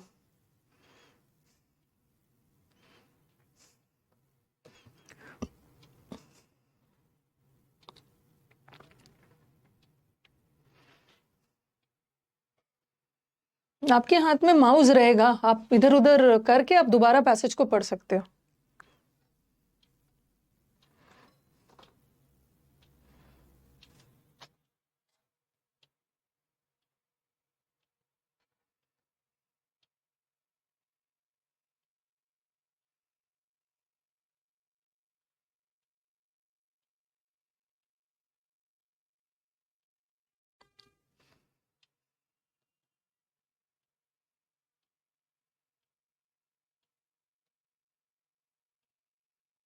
पहले मैं आपको, हाँ, पहले मैं ना आपको, ऐसा कुछ नहीं है ऋतिक, जब भी हम लोग पैसेज वगैरह पढ़ते हैं ना तो हमें पैसेज का पूरा 100% नहीं समझ में आता है, ठीक है, लगेगा इतना डेंजरस लैंग्वेज है, लेकिन अब हम अपना जब आंसर देखने चलेंगे ना तो हम अपना पैसेज से आंसर निकाल भी लेते हैं आराम से।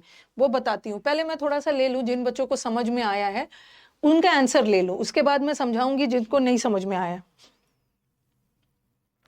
पैसेज रीडिंग में टाइम लगता है, बट पढ़ते रहोगे धीरे धीरे स्पीड बढ़ जाएगी। कौन सा दो खतरनाक मटेरियल है जो हमारे वर्ल्ड को बर्बाद कर रहा है? कौन सा? कॉस्मिक रेज और सिलिका बर्बाद कर रहा है। सिलिका का भी जिक्र है, कैल्शियम कॉपर का भी जिक्र है, मिनरल्स और मतलब बताओ केमिकल्स और रेडिएशंस का भी जिक्र है। कौन सा दो खतरनाक मटेरियल है जो बर्बाद कर रहा है? प्री में सीजीएल में नहीं आता है, बट प्री में इसमें आता है, सीपीओ में आता है, सीपीओ के प्री में आता है, जीएचटी के प्री में आता है, फेज 9-11 वाला एग्जाम्स देते हो उसमें आता है, और स्टेनो का तो एक ही एग्जाम ही होता है। हाँ, केमिकल्स और रेडिएशंस, और बच्चा हमारा कैल्शियम और कॉपर, थोड़ा सा वैसे भी लिखा है ना, कैल्शियम और कॉपर कौन सा खतरनाक मटेरियल है? एक तो हम कैल्शियम खा रहे हैं, कॉपर को यूज कर रहे हैं, कौन सा खतरनाक आपको कैल्शियम और कॉपर लग गया? ओके, ये तो बिल्कुल नहीं लगना चाहिए था, ठीक है। केमिकल और रेडिएशंस क्यों है, ये आंसर बताऊंगी, क्योंकि पहला पैराग्राफ में देखोगे ना, पहला और दूसरा पैराग्राफ में सबसे पहले सबसे घातक चीज क्या है, अच्छा से मैं बताऊंगी, पूरा बताऊंगी। सबसे पहला पैराग्राफ में ना इन्होंने रेडिएशंस की बात की है, रेडिएशन जो हमारे लिए बहुत खतरा होते जा रहा है, रेडिएशन बताया है। और फिर दूसरा पैराग्राफ में सिमिलरली ठीक उसी तरह से ये जो केमिकल्स भी है ना, ये भी हमारे लिए खतरा है, ये भी हमारे लिए खतरा है। ओके, तो इसको मैं पढ़ते समय एक बार बताऊंगी। तो केमिकल्स और रेडिएशंस हमारे लिए खतरा है, वेरी गुड। दूसरा इसका तो मैंने बता दिया था, असॉल्ट करना मतलब हमला करना, हमला करने का। टैम्पर का मतलब होता है बॉल टैम्परिंग, आपने क्रिकेट में सुना होगा ना, बॉल टैम्परिंग करना। टैम्पर करना मतलब छेड़छाड़ करना, सबूतों के साथ भी छेड़छाड़ करते हैं, फैब्रिकेट करते हैं। इनहेबिट का मतलब है कहीं पे रहना, इमर्ज का मतलब है ग्रो करना, डेवलप होना, और टैम्परिंग का मतलब है फैब्रिकेट करना, छेड़छाड़ करना सबूतों के साथ एंड ऑल। असॉल्ट का मतलब होता है हमला करना, हमला, अटैक और असॉल्ट। फिजिकल असॉल्ट, शारीरिक रूप से किसी पर हमला कर रहे हो। मेंटल असॉल्ट, मेंटली भी असॉल्ट करते हो। ओके, सिनिस्टर का मतलब होता है वेरी हार्मफुल। सिन, सिन का मतलब हो पाप, तो पाप भरा, हार्मफुल। इसका तो मैंने आंसर बता दिया था। Which of this is not affected by chemicals? जो फसल के ऊपर जो केमिकल्स डाला जाता है ना, उससे कौन सा चीज प्रभावित नहीं होता है? नहीं होता है। इसका मैं आंसर आपको बताऊंगी कहाँ पे। सिनिस्टर पार्टनर मतलब आपके वो पार्टनर जो आपके लिए हार्मफुल है। सिनिस्टर का मतलब होता है वेरी दुष्ट, विकेड, हार्मफुल, बदमाश। यस, लोगों को तो हो रहा है ना ये क्रॉप्स, एनिमल्स भी क्रॉप्स खा रहे हैं, वो भी प्रभावित हो रहे हैं, लोग भी प्रभावित हो रहे हैं, वनस्पति भी ये प्रभावित हो रहा है। ये जो रॉक्स, बड़े बड़े पत्थर पे इसका कोई प्रभाव नहीं आ रहा, रॉक्स होगा। चलो बताओ, what is the theme of the passage? मैंने आपको यूट्यूब पे बहुत अच्छे से थीम पढ़ाया, रॉन्ग करोगे तो बहुत पीटने वाली। पैसेज का थीम क्या है? आपको पूरा पैसेज पढ़ा तो पूरे पैसेज में आपको क्या लग रहा है? पैसेज का थीम मेरे को इस बार ना आप 5 मिनट ले लो, इस क्वेश्चन में आप 5 मिनट ले लो, बट मेरे को आंसर करेक्ट देना, एकदम छाट छाट के। थीम, थीम का मतलब है मुख्यतः पैसेज किसके बारे में है। पूरा टाइम लीजिए, पूरा टाइम लीजिए और मेरे को बताइए। I am waiting for your answers.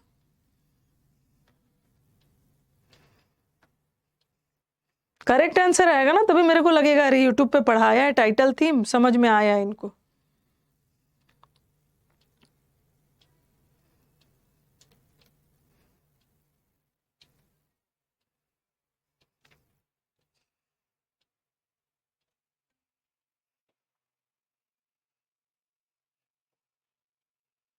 बच्चे हमारे डी बोल रहे हैं, बहुत खुशी हो रही है आज तो। हाँ, आज तो खीर बनेगा घर में खुशी से। ठीक है, बच्चों ने करेक्ट आंसर दिया है। Okay, contamination of the environment को, जब प्रदूषण हो रहा है ना, बहुत बहुत अच्छा लगा थीम। अब कुछ बच्चों का आंसर आएगा कि मैम इनडिस्क्रिमिनेट मतलब अंधाधुन, तो अंधाधुन यूज ऑफ केमिकल्स। तो इस पैसेज में ना सिर्फ केमिकल्स की बात नहीं की गई है, इस पैसेज में केमिकल के अलावा रेडिएशन से होने वाले प्रदूषण की भी बात की गई। सिर्फ केमिकल्स ही नहीं है, सिर्फ रेडिएशन और पोल्यूशन। पहला पैराग्राफ में पूरे रेडिएशन के द्वारा जो डैमेज हो रहा है वो बताया है। सेकेंड पैराग्राफ में केमिकल्स के द्वारा जो डैमेज हो रहा है वो बता रहा है। इन दोनों के थ्रू अल्टीमेटली हो क्या रहा है, हमारा एनवायरनमेंट प्रदूषित हो रहा है। तो answer is D. D D. बहुत खुशी की बात है कि थीम ने करेक्ट दिया। बहुत अच्छा बता दिया है, बहुत खुश हूं मैं आज। पार्टी करूंगी मैं, स्टूडेंट्स का थीम करेक्ट हो गया। Radiations from nuclear explosions finally reach. ये जो रेडिएशंस निकलता है ना न्यूक्लियर एक्सप्लोजन से, फाइनली किस तक पहुंच रहा है? फाइनली ये पहुंच किस तक रहा है? सॉइल में, क्रॉप्स में, ह्यूमन बींग्स में। अल्टीमेटली अब देखोगे ना, सब चीज का खतरा बताया गया और लास्ट में बताया गया पहले तो इसको कर रहा है, इसको कर रहा है, फिर इसको कर रहा है, और अल्टीमेटली प्रभावित तो कौन हो रहा है? सॉइल ना। हाँ, फाइनली तो ये प्रभावित ह्यूमन बींग्स हो रहे हैं ना। अर्थ में भी आ रहा है, अर्थ में क्रॉप्स है, सॉइल है, तो इस सब के थ्रू ये जो हम खा पी रहे हैं, न्यूक्लियर का इफेक्ट है, अर्थ में आ रहा है। ठीक है, इस अर्थ के मिट्टी में आ रहा है, इसी मिट्टी में क्रॉप्स हो रहा है, अल्टीमेटली पर ये अफेक्ट तो कर रहा है human beings. Human beings finally ये पहुंच तो रहा है। देखो यहाँ पे दिया है ना, लास्ट में कहीं दिया हुआ था, आ रहा है। कहाँ पे था?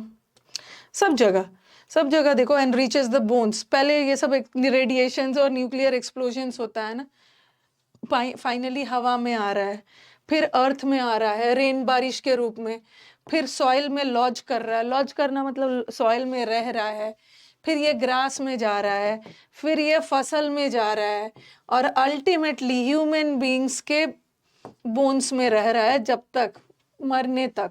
तो अल्टीमेटली अफेक्टेड तो ह्यूमन बींग्स हो रहे हैं ना। तो चलो एक बार फटाफट पढ़िए। ये जो आप लोग का पैसेज का ड्रामा होता है ना, एक एक लाइन की हिंदी करने का, जब तक ये सब एटीट्यूड रखोगे ना पैसेज बनाते समय, तब तक पैसेज में सुधार नहीं होगा, बहुत टाइम लगेगा, कितना सारा क्वेश्चन छूट जाएगा। फटाफट पढ़ो। द मोस्ट अलार्मिंग, अलार्मिंग का मतलब है अलार्म।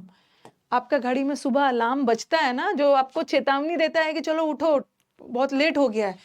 तो सबसे अलार्मिंग मैन का असॉल्ट, मैन का हमला एनवायरमेंट पे क्या है। हम लोग भी तो हमला कर रहे हैं अपने पर्यावरण पे। क्या कि हम पोल्यूट कर रहे हैं, हमारे द्वारा अर्थ, एयर, रिवर्स और ये सब हम लीथल, खतरनाक चीजों से हम अपने अर्थ को पोल्यूट कर रहे हैं। ओके, और ये जो पोल्यूशन हो रहा है इररिवोकेबल, इररिवोकेबल का मतलब है इररिपेरेबल। रिवोक करना मतलब खारिज करना, और रिवोक करना, और इररिवोकेबल मतलब खारिज नहीं किया जा सकता। जो हो गया, जो नुकसान, इसको हम रिवर्स नहीं कर सकते, इसको रिपेयर नहीं कर सकते। हमारे द्वारा जो डैमेज पोल्यूशन किया जा रहा है वो रिवर्स नहीं हो सकता है। ठीक है, और एक चेन ऑफ इवल हो जाता है, एक चेन क्रिएट हो जाता है। एक बार आपने डैमेज कर दिया, वो आगे बढ़ते ही जाएगा। एक बार ये शुरू हो जाता है ना, ये आगे आगे जाके इरिवर्सिबल ही होता है, फिर हम वापस नहीं आ सकते, पोल्यूशन बढ़ते ही जाता है। और इन दिस कंटेमिनेशन मतलब प्रदूषण, इन्वायरमेंट को प्रदूषित करने के दौरान केमिकल्स आर द सिनिस्टर मतलब वेरी हार्मफुल। इसको सिन से याद रखो, सिन मतलब पाप। तो सिंफुल मतलब बहुत घातक partners of radiation in changing the very nature of the world. तो ये बोल रहे हैं कि वर्ल्ड को, अर्थ को पल्यूट करने में सबसे बड़ा हाथ है एक रेडिएशन का। और ये रेडिएशन कहाँ से निकल के आता है? न्यूक्लियर एक्सप्लोजन से हवा में जाता है, फिर अर्थ में आता है बारिश के थ्रू, फिर सॉइल में रहता है, फिर फसल और ग्रास में एंटर करता है, और हम खाते हैं अनाज और वगैरह, और ये हमारे साथ हमारे डेथ तक रह जाता है। ओके, डेथ तक रह जाता है। और फिर दूसरा बता रही हूँ, सिमिलरली, तो अब यहाँ पे तो इन्होंने बताया है रेडिएशन के बारे में, और अब ये बता रहे हैं केमिकल्स के बारे में। इसीलिए जो पहला क्वेश्चन है ना, उसका आंसर ये था कि कौन सा चीज नेचर बदल रहा है, नेचर ऑफ द वर्ल्ड, यहाँ पे था ना। Nature of the world, nature of the world कौन बदल रहा है? रेडिएशन बदल रहा है, रेडिएशन। ओके, तो थोड़ा सा देखने दो मेरे को। हाँ, रेडिएशन बदल रहा है। और इसमें तो चलो, आपको अगर केमिकल वाला दिमाग में नहीं भी आ रहा था तो रेडिएशन तो आ रहा था ना। तो ये तो नहीं है, यहाँ भी रेडिएशन नहीं है, यहाँ रेडिएशन है, यहाँ रेडिएशन है। तो आप बोलोगे मैम आगे जाके केमिकल का भी बोला है। सिमिलरली ठीक उसी तरह से जो केमिकल स्प्रे होता है, इसका लैंग्वेज टफ कहाँ से हो गया, इस सब के बारे में तो हमें नॉलेज है ही पहले से।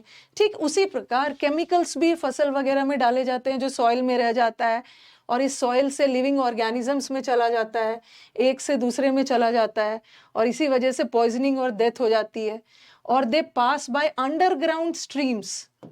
ओके, स्ट्रीम्स वगैरह से भी अंडरग्राउंड भी पास हो जाता है, और कभी कभी तो ये किसी न्यू फॉर्म से कंबाइन होके वनस्पति को किल करता है, कभी कभी मवेशियों को सिकन कर देता है। वैसे सिक एडजेक्टिव होता है, और कभी कभी हम एडजेक्टिव से भी वर्ब बनाते हैं, सिकन करना। क्विक का मतलब है क्विकन करना, फास्टन करना, मवेशियों को बीमार कर देता है। ओके, और फिर ये बोल रहे हैं हंड्रेड्स ऑफ इयर्स लग गया हमें लाइफ को बनाने में, ठीक है, लेकिन हाँ, लाइफ को बनाने में, and reach a state of adjust and balance. हाँ, सालों लग गए लाइफ को बनाने में, और जब लाइफ आया धरती पे तो लाइफ ने एडजस्टमेंट किया अपने सराउंडिंग्स के साथ। हमारा जो एनवायरनमेंट है उसमें बहुत सारे ऐसे एलिमेंट्स है ना, कुछ तो घातक है और कुछ तो सपोर्टिंग है। हमारे अर्थ में हमें प्रकृति ने बहुत चीज दिया है, बट कुछ चीज काम का है और कुछ हार्मफुल भी है, ठीक है।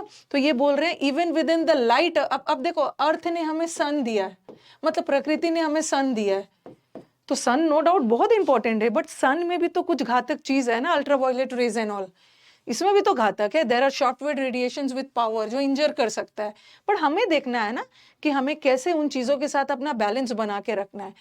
गिवन टाइम के साथ लाइफ ने एडजस्ट किया है और एक बैलेंस बनाया है, लेकिन आज के डेट में, मॉडर्न वर्ल्ड में, हम इंसानों के पास तो टाइम ही नहीं है। जब लाइफ आया तो हमने नेचर के साथ एडजस्ट किया, कौन सा घातक है उसको हमें नहीं लेना है, कौन सा यूजफुल है उसको यूज करना है। ये बोल रहे हैं आज के डेट में, मॉडर्न वर्ल्ड में तो यही गड़बड़ी है ना, टाइम ही नहीं है। मैम क्लोस्टर्स कितना जल्दी कैसे इंप्रूव होगा, तो क्लोस्टर्स में टाइम। लॉज का मतलब है रहना, लॉजिंग होती है ना, आपका लॉज जहाँ पे आप जाके रहते हो। ओके, और फिर इन्होंने बोला है कि the rapidity of change and the speed with which new situations are created follow the heedless का मतलब है केयरलेस, ये तो समुद्र मंथन में पढ़ाया है, careless pace of man's rather than deliberate pace of nature. ये क्या कर रहे हैं ना, मैन एनवायरमेंट के साथ एडजस्ट नहीं कर रहा है। जो स्पीड से नए नए सिचुएशंस और नए नए चीजें क्रिएट हो रही है, केयरलेस। मैन का रफ्तार एकदम लापरवाही से है। अगर हम नेचर का करें तो नेचर तो अपना ठीक है, बट मैन की रफ्तार ही नेचर के साथ केयरलेस हो गई है। Radiation is no longer the bombardment of cosmic rays. अब रेडिएशन का मतलब वो नहीं रहा कि कॉस्मिक रेज से जो रेडिएशन निकल रहा है अब, ठीक है। कॉस्मिक रेज मतलब नेचुरल रेडिएशंस जो हमें इफेक्ट करता है। अब ये बोल रहे हैं अब नेचुरली इफेक्ट नहीं कर रहा है वो सब रेडिएशन, उतना खतरा नहीं है। अब नो मोर वो, अब ये नहीं रहा। अब तो ये रेडिएशन मैन के द्वारा किया जा रहा है, ठीक है। एटम बॉम्ब एंड ऑल के साथ टेम्परिंग किया जा रहा है। अब वो रेडिएशंस मैन के लिए, मतलब अब नेचर से ज्यादा मैन मेड वाली चीजें पल्यूट कर रहा है, मैन के द्वारा ज्यादा घातक हो गया। The chemicals to which life is asked to make adjustments are no longer merely calcium और कॉपर, अब वो नहीं रहा। ठीक है, all the minerals washed out from the ये rocks and carried in the rivers to the sea, they are the synthetic creations of man. अब ये बोल रहे ये सब केमिकल्स घातक नहीं है, ये सब उतना नहीं रहा है। अब जो मैन ने आर्टिफिशियल चीजें क्रिएट की है अपने दिमाग से, अब वो ज्यादा घातक हो गया। लैब में जो चीजें बनाई है वो ज्यादा घातक हो गया। ठीक है, तो पहला वाला तो हो गया, दूसरा वाला अटैक हो गया, और तीसरा वाला रॉक्स पे प्रभाव नहीं है। अब चौथा वाला थीम तो बता ही दिया, और पांचवा वाला मैन पे आता है। चलिए नेक्स्ट, इंप्रूवमेंट। बॉम्बार्डमेंट का मतलब है बौछार, एक ही साथ बहुत सारा चीज। ये थोड़ा जाके देखो ना, कॉस्मिक रेज वगैरह मेरे से मत पूछिए, ये नेचुरल रेज है, हमारे इन्वायरमेंट से आता है कॉस्मिक रेज। ये सब क्यों पूछ रहे हो? क्या आपके कॉस्मिक रेज जान लेने से आपका पैसेज बन जाएगा? जाके पूरे डिटेल में अपने साइंस के टीचर से पूछना कॉस्मिक रेज क्या है। ये इंग्लिश वाले टीचर से नहीं पूछना है, गलत बता देंगे।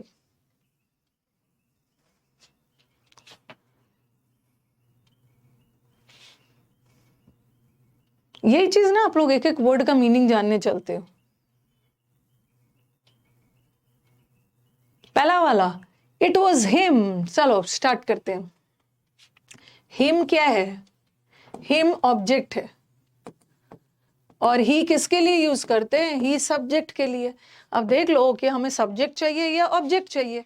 अच्छा, यहाँ पे हिम क्यों लगा दिया था? अच्छा हाँ, यहाँ पे है, ठीक है। यहाँ पे ही, यहाँ पे ही, यहाँ पे हिम, और यहाँ पे हिम, और फिर से मी ऑब्जेक्ट है, ठीक है। और आई, यहाँ पे आई को एज अ ऑब्जेक्ट यूज कर, मतलब आई सब्जेक्टिव केस होता है और ये ऑब्जेक्ट होता है। सबसे पहले इसको भी अंडरलाइन होना चाहिए था, इसको भी अंडरलाइन होना चाहिए। आई को भी सबसे पहले ध्यान रखना ना, ये वर्ब है, ये वर्ब है। वर्ब के पहले क्या चाहिए?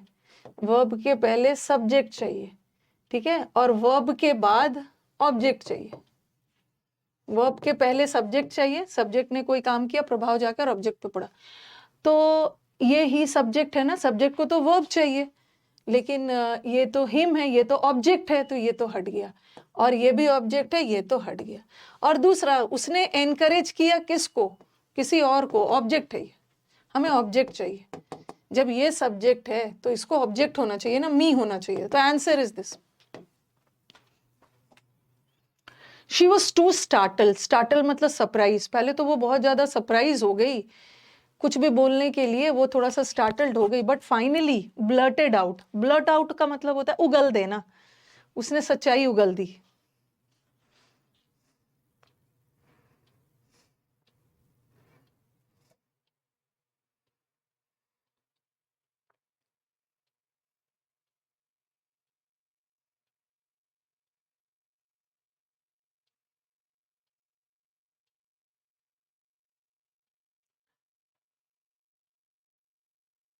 आज मैंने क्लास का टाइमिंग चेंज किया, आज मुझे थोड़ा सा काम है।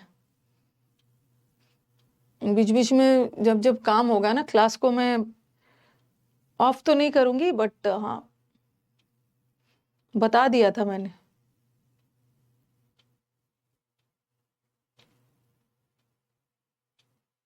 आज के लिए सिर्फ चेंज किया है। थोड़ा सा मुझे 2-4 दिन की छुट्टी पे भी जाना है नवंबर लास्ट में, तो मैं आपका एक्स्ट्रा क्लासेस लेके जाऊंगी। जो ये वाला बैच है ना, मेरे को लगता है कि मैं मंडे से लेकर 3 दिन की छुट्टी है, वेंसडे तक छुट्टी पे रहूंगी, तो ये बैच में तो सिर्फ एक ही क्लास छूटेगा, तो इसको तो मैं एक्स्ट्रा ले लूंगी, और समंदर मंथन का 2 क्लास एक्स्ट्रा लूंगी। She was too startled at first. सबसे पहले देखो क्या है आंसर? नो इम्प्रूवमेंट है। सेइंग समथिंग का मतलब है समथिंग वो बोल रही थी, बट अभी बोली नहीं है। ध्यान से ध्यान से देखो, यहाँ पे से लगाया है, शी वॉज टू स्टार्टल्ड से, ठीक है, और यहाँ पे सेइंग, ठीक है, और यहाँ पे भी सेइंग लगाया है, और यहाँ पे टू से लगाया है। ये सारा चीज ना, ये सारा चीज वर्ब का ही खेल है, और समथिंग और एनीथिंग का भी सेम खेल है। She was too startle to say, ये टू नेगेटिव सेंस देता है ना, हम समथिंग का यूज करते हैं पॉजिटिव सेंस में, हम समथिंग का यूज पॉजिटिव में करते हैं ना, और एनीथिंग का नेगेटिव में यूज करें। She was too, okay, she was too hesitant to say anything, तो ये सेंटेंस नेगेटिव जा रहा है, और नेगेटिव सेंटेंस में समथिंग नहीं यूज होगा, समथिंग हटा, और क्वेश्चन में जो समथिंग है वो भी हटा। और दूसरा दूसरा क्या है, दो ऑप्शन तो हट गया। दूसरा देखो, आपको याद होगा जो बच्चों को मैंने ये पढ़ाया है अभी, कंजंक्शन, अब बच्चे बोलेंगे ना मैम हम तो नए हैं, फिर भी आपको पता है, आपको पता होगा कि जब मैंने वो कंजंक्शन पढ़ाया था ट्रांसफॉर्मेशन में, तो ये टू के साथ ये वाला टू बताया था ना, और सो के साथ दैट, ठीक है, सो के साथ दे, तो she was too weak to do the work, she is too smart to do the work, this news is too good to be true, तो ये टू के साथ कॉम्बिनेशन में ये वाला आंसर इज दिस। ट्रांसफॉर्मेशन किया। ऑन विंटर इवनिंग्स, जो winter वाली शाम होता है ना अरे आ ही गया, बहुत अच्छा बात बोला है, ये तो दिल्ली वाले अभी इसी चीज को झेल रहे हैं। अ हेज ऑफ स्मॉग, पूरे दिल्ली में मतलब स्मॉग फैला हुआ होता है। स्मॉग किसको बोलते हैं, स्मोक प्लस फॉग, यहाँ से SMO चुरा लिया और जी ले लिया, स्मॉग। अभी अभी मेरे को कुछ बहुत अर्जेंट काम है जो मुझे बाहर निकलना है, वैसे अभी दिल्ली बाहर निकलने के लिए नहीं है, दिल्ली में बाहर निकलने वाली स्थिति नहीं है बिना मास्क का, लेकिन अब काम है तो जाना ही होगा। विंटर के शाम में ना दिल्ली में चारों तरफ स्मॉग फैला हुआ। आप देखोगे जो एयर प्यूरिफायर्स है ना, वो हर ज्यादा से ज्यादा समय रेडी रह रहा है। कभी कभी जैसे जैसे सुबह के समय पोल्यूशन ज्यादा रह रहा है, थोड़ा सा धीरे धीरे आफ्टरनून हो रहा है ना, तो थोड़ा थोड़ा पिंक में एयर प्यूरिफायर पिंक आ रहा है, थोड़ा थोड़ा पूरे समय रेड पे रह रहा है। सबसे पहले देख लेते हैं। देखो आराम से आप अपने ऑप्शंस को छांट सकते हो। ये वर्ब है, और वर्ब में जब एस नहीं लगा है तो वो प्लूरल फॉर्म है, ठीक है, प्लूरल फॉर्म। वर्ब में जब एस लगा है, जब वर्ब में एस लग जाता है तो सिंगुलर होता है ना, सिंगुलर, और ये भी सिंगुलर, ठीक है, और इज हैंगिंग भी सिंगुलर। और दूसरा क्या चीज देखना है, चारों एंगल से देख के अपने ऑप्शंस को एलिमिनेट करो। इसका टेंस क्या है, प्रेजेंट कंटिन्यूअस, प्रेजेंट कंटिन्यूअस, और ये क्या है, सिंपल प्रेजेंट, और ये भी क्या है, सिंपल प्रेजेंट, और ये भी है सिंपल प्रेजेंट। तो दिल्ली में अक्सर शाम में ऐसा होता है, मतलब जो विंटर का शाम होता है ना, उसमें अक्सर ऐसा होता है। ऑन विंटर इवनिंग्स, इवनिंग्स का मतलब है किसी एक शाम की नहीं है, ओके, विंटर के इवनिंग में। तो ये एक जनरल बात कही जा रही है, और जनरल बात हमेशा सिंपल प्रेजेंट में होता है। ये प्रेजेंट कंटिन्यूअस तो टेम्परेरी एक्शन होता है, तो ये नहीं होगा, ठीक है, ये हट गया। और दूसरा बात यहाँ पे हेज की हो रही है, और हेज स्मॉग का एक धुंधला हेज, हेज ही पूरा धुंध चारों तरफ, और हेज सिंगुलर है ना, तो वर्ब भी तो सिंगुलर चाहिए, बट यहाँ तो वर्ब प्लूरल है, तो नो इम्प्रूवमेंट भी नहीं है। और हैंग अप नहीं होगा, हैंग्स ओवर, ओवर का मतलब क्या है कि मतलब पूरा फॉग लटका हुआ होता है, over the place. Hang up नहीं होता है, ये हैंग अप या हैंग आउट नहीं है, Hanks over. Hang up in Delhi नहीं होता है, ओके, हैंग ओवर, ओवर मतलब ये फैला हुआ है, ठीक है, फैला हुआ है, ओवर। कभी कभी जो चीजें फैली हुई होती है, स्मॉग क्या है, स्मॉग एक जगह, हैंग अप थोड़ी है, स्मॉग फैला हुआ है, तो ओवर हुआ, ओवर लगाना। दूसरा, देर वर 10 चिल्ड्रन, क्लास में 10 बच्चे थे जिसमें से 6 रो रहे थे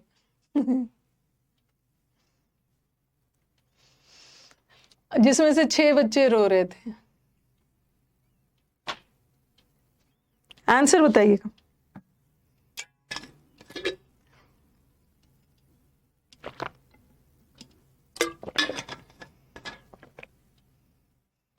अरे हैंग का एक मतलब फांसी, ये ना फ्रेजल वर्ब है। एक हैंग का मतलब फांसी, और एक हैंग का मतलब होता है कपड़े वगैरह लटकाना, बट ये फ्रेजल वर्ब है ना, hanging over, hang up, hang out करने जाते हो ना पार्टी वगैरह, वो सब फ्रेजल वर्ब्स। हाँ, सबसे पहले 6 बच्चे, सब देखो क्या है, ये प्रेजेंट है, प्रेजेंट है और प्रेजेंट में प्लूरल है, और ये पास्ट है, पास्ट में सिंगुलर है, वॉज पास्ट का सिंगुलर है ना, और ये प्लूरल है, प्लूरल है और पास्ट है। सबसे पहले बताओ कि सेंटेंस प्रेजेंट जाएगा कि पास्ट जाएगा? सेंटेंस पास्ट जाएगा ना, देयर वर, ठीक है, देयर वर 10 बच्चे थे, सेंटेंस पास्ट जाएगा। और ये तो प्रेजेंट है, इसको हटा दो, एक तो वैसे ही हट गया, एक तो ऐसे ही हट गया। और दूसरा 6 बच्चे रो रहे थे, तो 6 बच्चे प्लूरल जाना चाहिए, बट ये तो सिंगुलर है, ये भी सिंगुलर है, नो इंप्रूवमेंट से homework line. You need to take some guidance in chemistry. अब आपको थोड़ा बहुत, जो बच्चे देखो ये बैच उसके लिए है ना जिसने हमसे ग्रामर कर लिया है। अब सुबह वाले बैच जो मैं ग्रामर का पढ़ा रही हूँ ना, इस पे अभी हम आएंगे। ये नीड वाला जब मैं आपको मॉडल वर्ब्स पढ़ा रही होंगी ना, उसमें पढ़ाऊंगी। ये जो नीड वर्ब होता है ना, ये मॉडल वर्ब भी होता है और नीड वर्ड मेन वर्ब भी होता है, ठीक है। अगर ये मॉडल वर्ब है तो ये ऑक्सिलरी है, अगर मेन है तो मेन है। ये मैं आपको पढ़ाऊंगी। ऑप्शंस को छाटिए। सबसे पहले यू के साथ नीड्स नहीं होता, यू नीड्स नहीं होगा, यू नीड। यू गोज नहीं होता, यू गो, ये तो हट गया, ठीक है। आपको कुछ गाइडेंस की लेने की जरूरत है केमिस्ट्री में। यू नीड, 2 के साथ तो V1 आएगा, ये भी हट गया। अब क्या है अब क्या है, देखो यू नीड टेक, ये भी वर्ब है और ये भी वर्ब है, 2 वर्ब एक साथ नहीं आएगा ना। अब बोलोगे कि मैम ये ऑक्सिलरी भी तो हो सकता है, मॉडल भी तो हो सकता है। ये मैंने आपको पढ़ाया है, नीड मॉडल वर्ब कब होता है? जब नीड के साथ नॉट लगा हो या नीड प्रश्नवाचक सेंटेंस में यूज हो। ना यहाँ नीड के साथ नॉट लगा है, ना ये प्रश्नवाचक सेंटेंस है, इसका मतलब है नीड यहाँ मॉडल वर्ब नहीं है, ऑक्सिलरी नहीं है, यहाँ नीड मेन वर्ब है। और 2 मेन वर्ब एक साथ बगैर एंड या कॉमा का नहीं आएगा। यू नीड वॉट, वॉट का जवाब आ रहा है, यू नीड वॉट, वॉट का जवाब आ रहा है, मतलब नाउन चाहिए। यू नीड वॉट, आपको गाइडेंस चाहिए, नाउन चाहिए। और ये 2 + V1 ये इन्फिनिटिव है, और इन्फिनिटिव भी तो नाउन ही होता है ना, तो नो एरर। 20 तक कर लेते हैं। Monica has learn French for a long time. आपका बहुत हद तक बनेगा, वर्ब पढ़ लोगे ना तो आपका 30-40% एरर्स बनने लग जाएगा। आपको पढ़ाया है अभी वर्ब में हैज के बाद, हैव के बाद, हैड के बाद वर्ब का थर्ड फॉर्म लगता है, थर्ड फॉर्म, ठीक है। तो ये देखो ये थर्ड फॉर्म नहीं है ना, ये तो आईएनजी फॉर्म है, हटा दिया, हटा दिया। अब यहाँ भी तो हैज के बाद V3 लगा है, ठीक है। और ये भी देखो, ये भी गलत है ना, हैज के बाद V3 चाहिए ना, लर्न का V3 लर्न्ड होता है, तो क्वेश्चन भी ये भी हट गया, ये भी हट गया। अब सुबह वाले अगर स्टूडेंट्स है इसमें तो उनको समझ में आ रहा होगा। ध्यान दो, अब दोनों में क्या डिफरेंस है। अब बोलोगे कि मैम आपने तो बताया था कि हैज के बाद V3 आता है, मतलब बीन आता है, और इस बीन के बाद V3 भी आ सकता है, इस बीन के बाद ING भी आ सकता है। अगर V3 आ गया तो सेंटेंस पैसिव है, अगर ING आ गया तो सेंटेंस एक्टिव है। अब डिसाइड करो कि सेंटेंस एक्टिव जाएगा या पैसिव जाएगा। मोनिका खुद काम कर रही है ना, मोनिका खुद बहुत लंबे समय से फ्रेंच सीख रही है, मोनिका को लर्न नहीं किया जा रहा है, मोनिका खुद लर्न कर रही है, सेंटेंस एक्टिव में जाना चाहिए। इफ somebody अटैक्स यू, अगर कोई आपको अटैक करता है ना, तो आपको अपने आप को बचाने वाला मतलब क्षमता होने चाहिए। You should be able to save your self.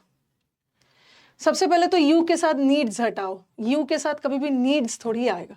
You need to, आपको जरूरत है अपने आप को बचाने की, तो नीड्स तो इसमें दिया है, ये तो हटा दिया यू नीड।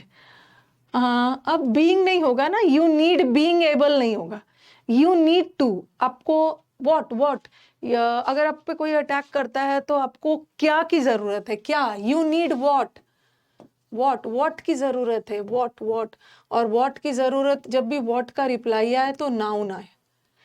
और नाउन में ना असली वाला नाउन भी हो सकता है, या जीरेंड के रूप में नाउन भी हो सकता है, या इन्फिनिटिव वाला भी नाउन हो सकता है। इन्फिनिटिव भी तो नाउन ही है और जीरेंड भी तो नाउन ही है, बट ये तो होगा ना, यू नीड बीइंग एबल नहीं।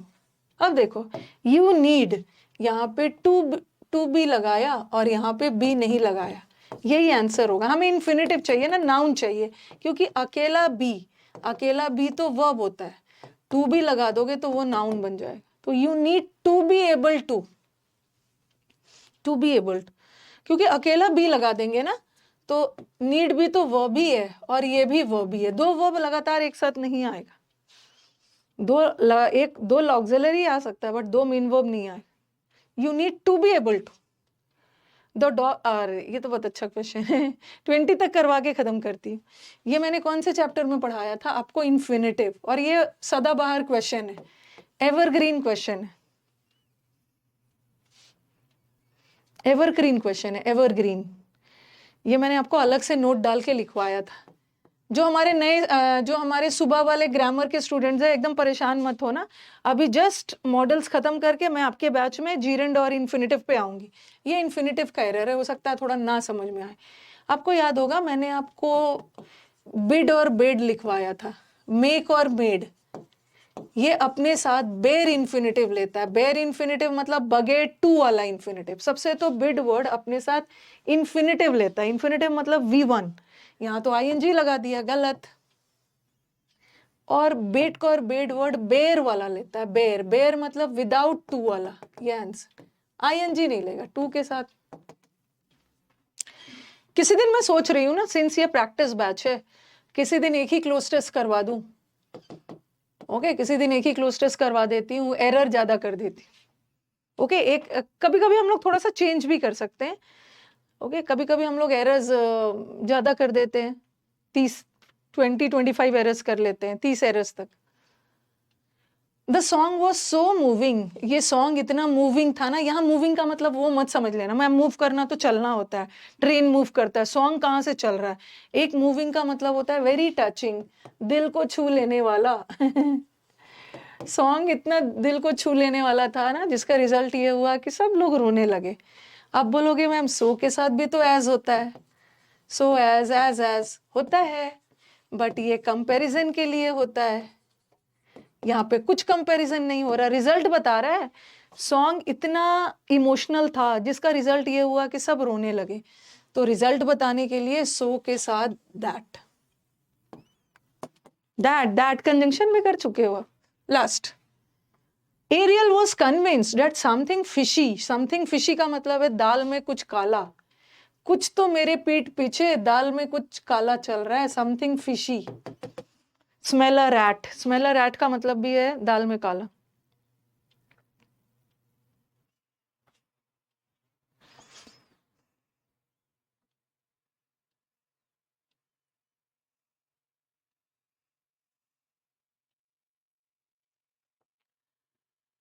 हाँ, गोइंग, कुछ तो मेरे पीठ पीछे चल रहा था।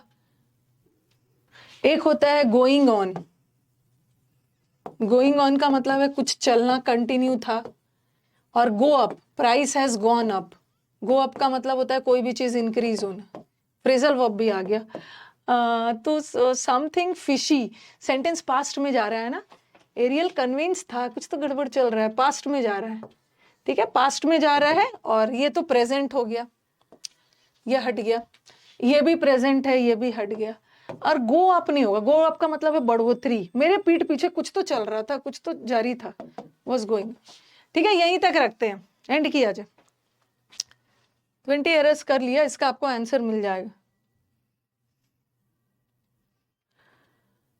ओके, एंड किया जाए ना।